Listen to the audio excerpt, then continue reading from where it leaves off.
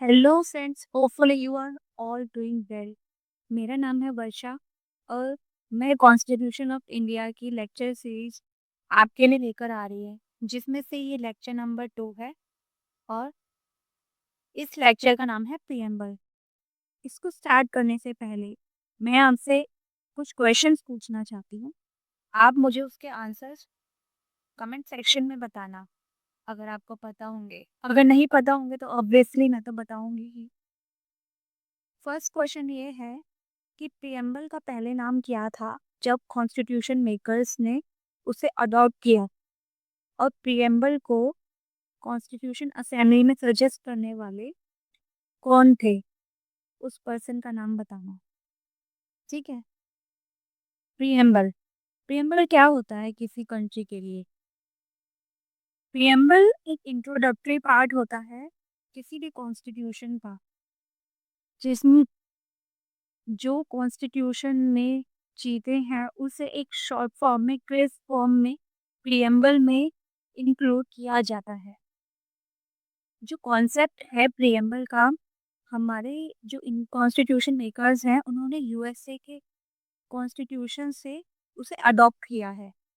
और साथ ही साथ एक और चीज नोट करने वाली है कि जो यूएसए का जो प्रियम्बल है उसमें we the people of India, I mean we the people से स्टार्ट होता है, और इंडिया का जो प्रियम्बल है उसमें भी वी द पीपल से ही स्टार्ट होता है। इन दोनों में बहुत सिमिलैरिटीज है। और साथ ही साथ ये 3 लोग हैं, इन्होंने प्रियम्बल को ब जो बोला है वो ये लिखा। नानकी पा एन.ए. पालकीवाला ने आईडी कार्ड बोला है प्रियम्बल को। ठाकुरदास भारगवल ने सोल ऑफ कॉन्स्टिट्यूशन बताया है। और पॉलिटिकल हॉरर्स को के.एम. मुंशी बोलते हैं प्रियम्बल को। और अब हम प्रियम्बल को पढ़ते हैं। आप भी ना इसको अच्छे से याद करना, क्योंकि ये बहुत ही ज़्यादा इम्पोर्टेंट है। और एज अ लॉ स्टूडेंट और लॉयर, आपकी ही प्रियम्बल को वर्ड बाय वर्ड याद करना काफ़ी ज़्यादा ज़रूरी है, क्योंकि ये कॉन्स्टिट्यूशन का इनिशियल स्टेट है। ठीक है। We, the people of India, having solemnly resolved to constitute India into sovereign, socialist, secular, democratic republic, and to secure all the citizens justice, social, economic, and political liberty of thought, expression, belief, faith, and worship, equality of status and opportunity, and to promote among them all fraternity, assuring the dignity of the individual and the integrity and unity of nation. In our Constitution Assembly, 26th day of November 1949, you have adopted, enacted, and gave to ourselves thus Constitution. ये हमारा preamble है, जो अभी sovereign, socialist, secular, democratic और Republic अभी हमने पढ़ा। ये हम इंडिया को मानते हैं स्टार्टिंग से ही। और उसके बाद हमारी ये जस्टिस, लिबर्टी, इक्वालिटी और फ्रेटर्निटी गोल है इंडियन इंडियंस के और इंडियन गवर्नमेंट के। पहले में इंडिया का इंट्रोडक्टरी पार्ट के सोवरेन है, सोशलिस्ट है, सेकुलर, डेमोक्रेटिक, रिपब्लिक। फिर दूसरे में जस्टिस, लिबर्टी, इक्वालिटी, फर्टिलिटी। ये हमारे गोल है कि हमें अपने देश को ऐसा बनाना है। अब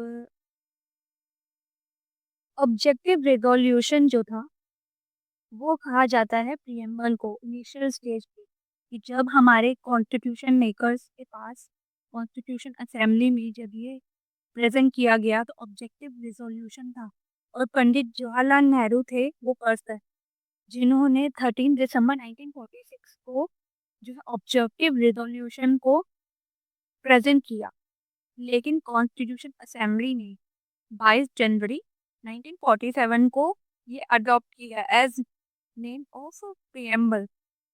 अब हम सोचते होंगे प्रियम्बल का क्या सिग्निफिकेंस है, क्यों हमें चाहिए प्रियम्बल, सोचते होंगे। क्योंकि इतना बड़ा कॉन्स्टिट्यूशन है, तो फिर क्या ही रीज़न हो गया कि हमें प्रियम्बल की ज़रूरत पड़ गई।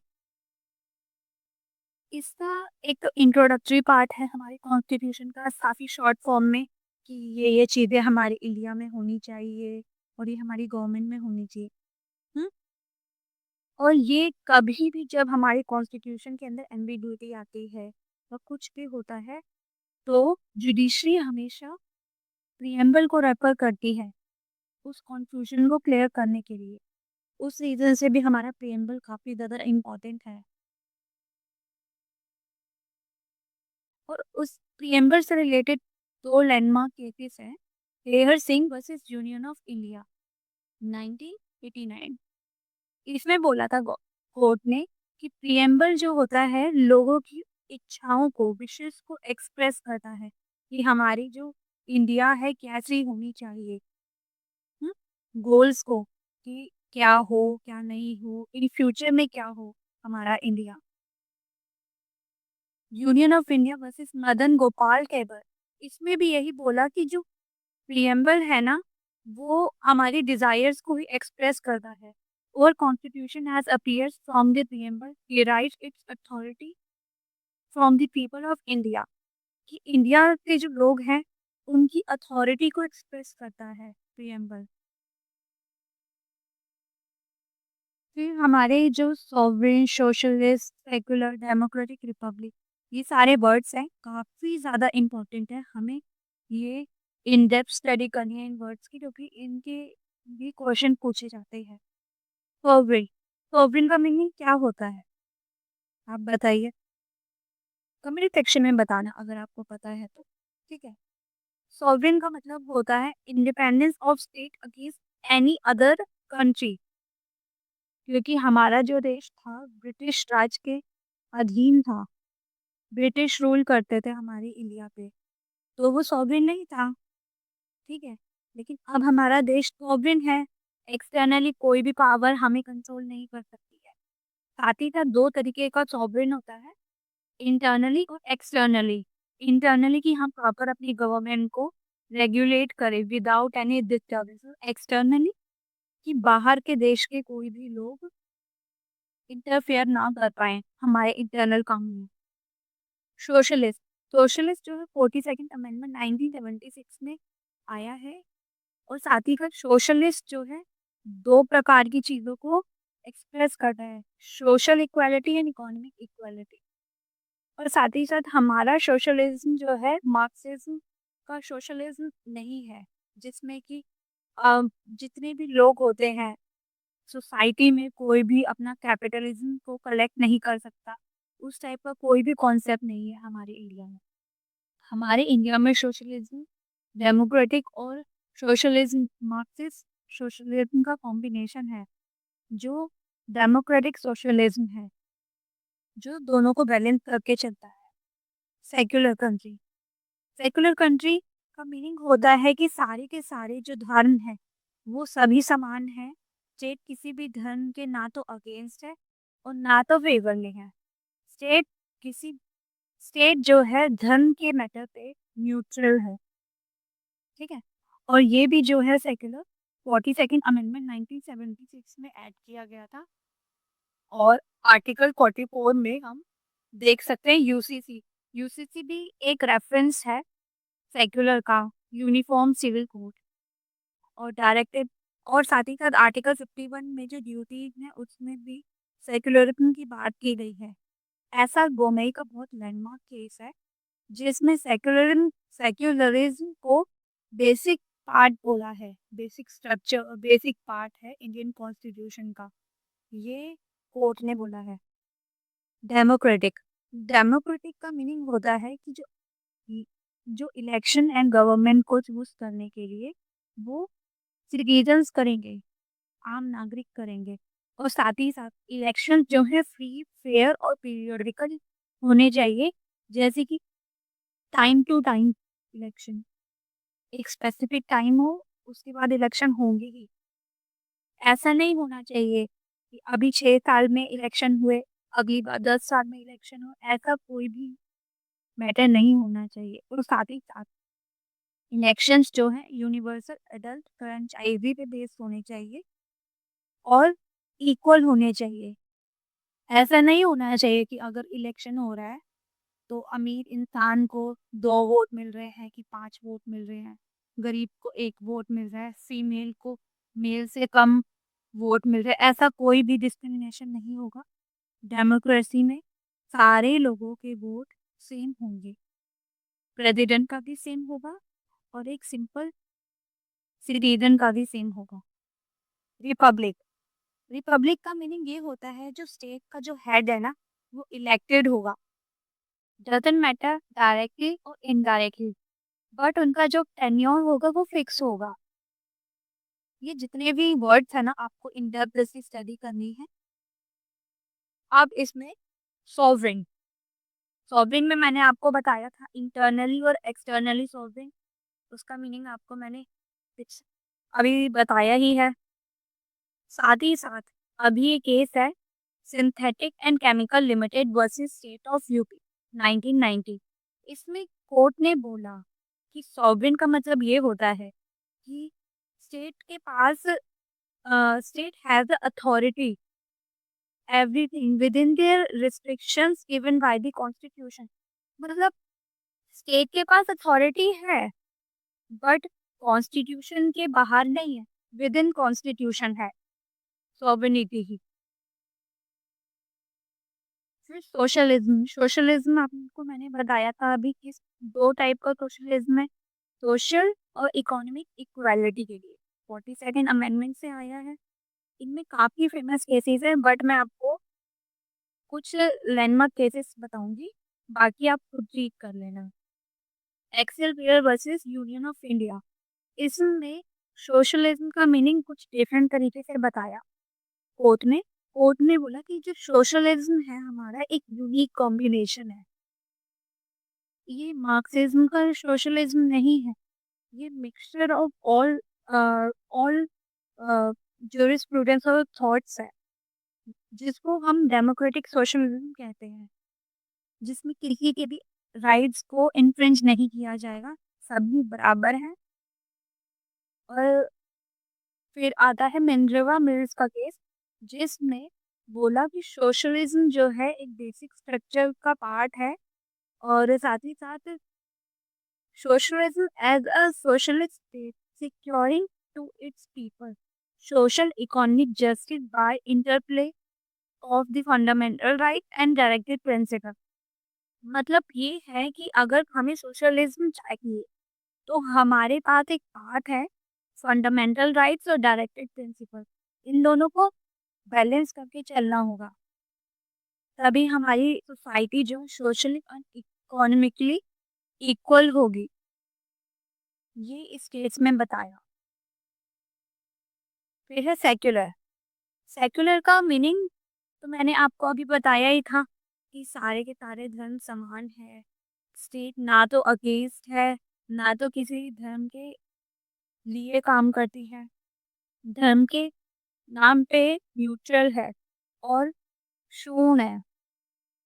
सेक्युलर का जो सेक्युलर को ऐड 42nd अमेंडमेंट 1976 में ऐड किया, और इसमें काफी लैंडमार्क जजमेंट थी ये, ऐसा Bommai versus union of India की, जिसमें बोला कि सेक्युलरिज्म है part of basic structure of constitution, क्योंकि अगर सेक्युलरिज्म होगा तो वो बेसिक स्ट्रक्चर में ही होगा, और ये बेस है हमारे इंडियन कॉन्स्टिट्यूशन का।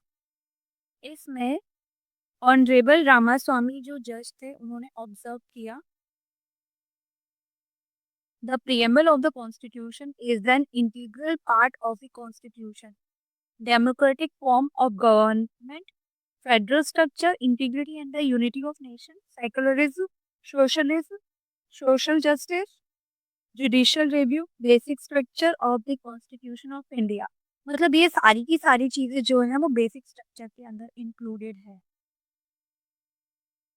और एम इस्माइल फारूकी वाला जो केस है 1994 का, उसमें भी सिमिलर ही जजमेंट कोर्ट ने, ये भी काफी इम्पोर्टेंट है। फिर बाल Patel versus union of India 1990 का केस है। इसमें कोर्ट ने बोला कि कोर्ट किसी भी सॉरी गवर्नमेंट किसी भी रिलीजन को कोई स्पेसिफिकली ट्रीट नहीं करेगी, और क्या नाम है कि किसी भी रिलीजन में इंटरफेयर नहीं करेगी, कोई भी मैटर पे किसी के अगेंस्ट नहीं रहेगी। सारी के सारे अ, जो रिलीजन है वो सारे इक्वल हैं गवर्नमेंट के लिए। और MP Gopal Krishna Nair versus state of Kerala 1999 का केस है। इसमें बोला कि state allow every religion and disrespect none, कि सभी को अलाउ करती है, जो करना है करे वो इंडिया में, बट उसका डिसरिस्पेक्ट नहीं होगा। सेकुलरिज्म का मीनिंग ये है इंडिया। और साथ ही साथ सेकुलरिज्म एक ब्रिज है मल्टी रिलीजियस सोसाइटी का इंडिया के अंदर। देखो, the court said was a bridge between the religion in multi religious society to cross over the barriers of the diversity. मतलब कि जितनी भी हमारे कंट्री में विभिन्नताएं हैं, लैंग्वेज डिफरेंट है, फूड कल्चर काफी ज्यादा डिफरेंट है, तो सेकुलरिज्म ही है जो एक ब्रिज है जो सबको बैलेंस करके चलता है। अब एक है Stuart Dave college versus state of Gujarat. ये काफी इंपॉर्टेंट केस है सेकुलरिज्म के ऊपर, जिसमें कोर्ट ने बोला कि secularism is neither anti God nor pro God, it treats alike devoted. मतलब कि सेकुलरिज्म में एक तो ना तो भगवान को मानेगा उसके, ना तो भगवान के नाम को इनकार करेगा कि भगवान नहीं है, जस्ट न्यूट्रल, नथिंग मच। और आया कोहेलो वाला बहुत लैंडमार्क केस है, ये फंडामेंटल राइट के लिए भी काफी इम्पोर्टेंट है। अभी आप ये देखिए कि आया Coelho versus state of Tamil Nadu 2007 का केस है। इसमें बोला है कि if the secular character is not to be found in part 3, the court ruled it cannot be found anywhere else. Democratic, democratic का मीनिंग मैंने आपको क्या बताया था। डेमोक्रेटिक का मीनिंग ये है कि जो सिटीजन्स है, जनता अपना जो प्रतिनिधि है, अपनी गवर्नमेंट बाय इलेक्शन खुद ही चुनेगी, और जो इलेक्शन होगा फ्री फेयर एंड कंसिस्टेंट होना चाहिए। कि एक टाइम पे, एक स्पेसिफिक टाइम पे इलेक्शन होना चाहिए, ना कि आज हो रहा है मतलब 5 साल में हो रहे हैं, फिर बाद में 6 साल में हो रहे हैं, फिर 10 साल बाद हुआ या 100 साल इलेक्शन हुआ, ऐसा नहीं होना चाहिए। टाइमली होना चाहिए और सभी को इक्वली वोटिंग का राइट होना चाहिए। एक वोट है तो एक वोट होना चाहिए सबके लिए, डजेंट मैटर रिच है पुअर है, मेल है फीमेल है, बट बच्चों को राइट नहीं है। और टर्म जो इलेक्शन है यूनिवर्सल एडल्ट फ्रेंचाइजी को बेस्ड होना चाहिए, मैंने आपको डेमोक्रेसी में बताया था। और उससे रिलेटेड केसेस हैं RC Poudyal versus union of India. इसमें डेमोक्रेसी को डिनोट्स करते हुए बोला कि power of peoples and equal participation of all citizen in politics, कि लोगों की खुद की ताकत है डेमोक्रेसी, और उसमें जो राजनीति है उसमें सभी लोगों का इक्वल पार्टिसिपेशन की डेमोक्रेसी कहलाता है। Mohanlal versus district magistrate of Raebareli बहुत इंपॉर्टेंट केस है ये। इसमें डेमोक्रेसी के मीनिंग में बताया कि democracy related to politics where the people elect their representative to form a government, और साथ ही साथ basic principle to treat the minority the same way as the treat majority. ये बहुत इंपॉर्टेंट लाइन इसमें कोर्ट ने बोली। डेमोक्रेसी का मीनिंग ये नहीं होता है कि पीपल सिर्फ अपनी गवर्नमेंट को इलेक्ट करती है तो वो डेमोक्रेसी है, बट साथ ही साथ जैसे मेजॉरिटी को ट्रीट किया जाता है वैसे ही माइनॉरिटी को ट्रीट किया जाएगा इन डेमोक्रेसी। ये कॉन्सेप्ट भी कोर्ट ने एक्सप्लेन किया। Third case union of India versus association of democratic reform 2002। इसमें कोर्ट ने बोला कि awareness of people in democracy is very crucial.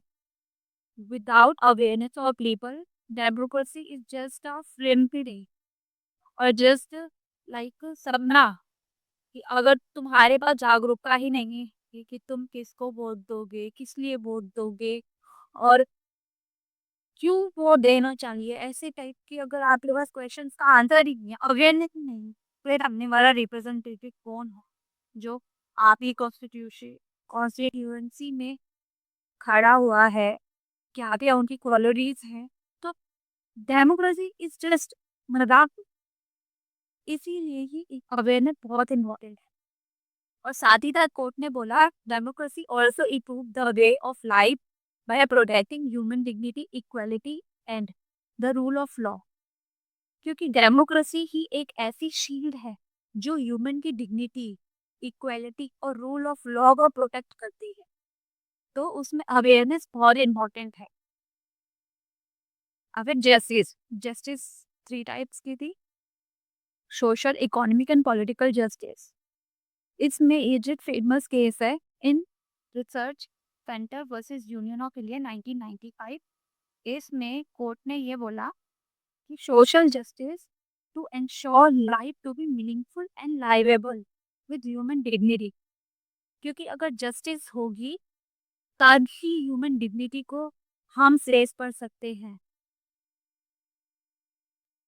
Liberty, liberty is freedom of thought, expression, belief, faith and worship. ये सारी की सारी चीजें जो है लिबर्टी में आती हैं।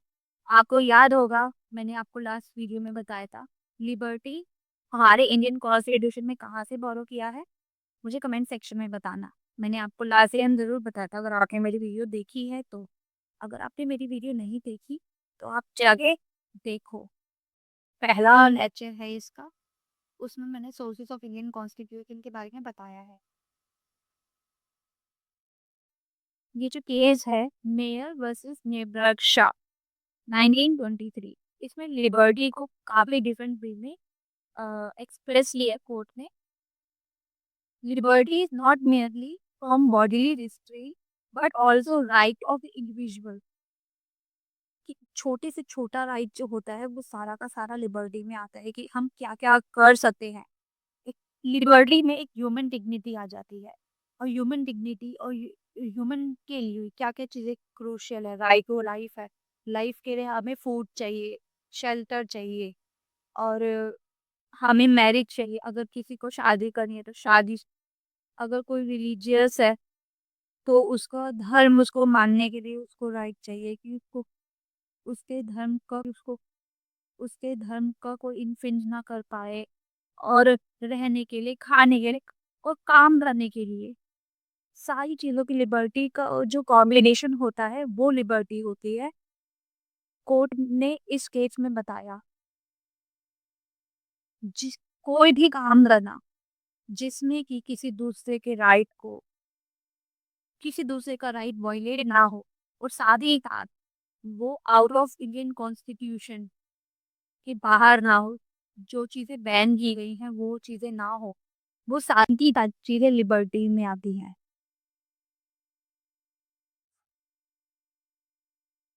Equality, equality of status and opportunity, की इक्वालिटी लेकर आनी है कि सभी को समान अधिकार मिले, जो जो काम करना चाहता है सभी को सेम अपॉर्चुनिटी मिले, कंपटीशन हो ना, भी कोई रिच पर्सन है तो उसको अपॉर्चुनिटी ज्यादा दे दी, और जो पुअर है उसको कम दे दिया, वो पिछड़ गया। कोई दूसरी कास्ट का है तो उसको अपॉर्चुनिटी नहीं दिया था। कोई डिस्क्रिमिनेशन नहीं होना चाहिए, जेंडर बेस पे नहीं होना चाहिए। देखो, all the citizens are equal before the law and will protect equally by the law of land. The state should not discriminate between the people on the basis of place, race, caste, birth, religion, creed, gender, wealth and status. इन सभी में कहीं से भी discrimination नहीं होना चाहिए। Fraternity, fraternity के concept में ब्रदरहुड की फीलिंग होती है। अगर तुम्हारी ब्रदरहुड की फीलिंग है तो फिर तुम्हारे पास यूनिटी है, क्योंकि अगर तुम्हारे पास ब्रदरहुड की फीलिंग है कि ये मेरा भाई है या ये मेरी बहन है, तुम्हारी यूनिटी बढ़ेगी, ठीक है। और तुम्हारी कंट्री उतनी ही ज्यादा स्ट्रांग होगी स्पिरिचुअली, साइकोलॉजिकली, और काफी ज्यादा डिफरेंट वे में स्ट्रांग होगी। और साथ ही साथ इंटीग्रिटी ऑफ नेशन जो है वो भी एनहेंस होगी फ्रेटर्निटी में। एक काफ़ी ज़्यादा फेमस केस है, जो क्या नाम है, लैंडमार्क केस भी है, in Indira Sawhney versus union of India 1993। इसमें कोर्ट ने बोला था कि all this could be possible only if the people of India as whole were bound together by spiritual of brotherhood. मतलब ये था कि इस केस में मेजरली केस था वो कास्ट के ऊपर था कि जो क्या नाम है अदर बैकवर्ड क्लास है उनको रिजर्वेशन देनी चाहिए नहीं देनी चाहिए, मतलब वो बाद में मैं आपको बताऊंगी इसके बारे में। लेकिन इन शॉर्ट फॉर्म में इस केस में और इस कॉन्सेप्ट में ये बोला था कि अगर तुम्हें इक्वालिटी चाहिए, यूनिटी चाहिए और सिक्योरिटी चाहिए, तो आप सभी के अंदर ब्रदरहुड की स्पिरिट होनी चाहिए। इंदिरा तानी केस में ये बोला था। फिर TA Inamdar versus state of Maharashtra का भी एक काफी फेमस केस है 2005 का। कोर्ट ने ऑब्जर्व किया कि फ्रेटर्निटी से ये जस्टिस, लिबर्टी, इक्वालिटी, ये सारी चीजें हम गेन कर सकते हैं, क्योंकि जस्टिस और हाँ हमारे प्रियम्बल में जितने भी वर्ड्स हैं उन सबको अगर हमें गेन करना है तो यही सारा कॉन्सेप्ट होगा। और ये गोल्डन गोल्स हैं। अगर प्रियम्बल के ये सारे गोल्डन गोल्स को फुलफिल कर लिया गया तो हमारे जो इंडियन कॉन्स्टिट्यूशन में जितने भी गोल्स हैं वो सारे के सारे फुलफिल हो जाएंगे।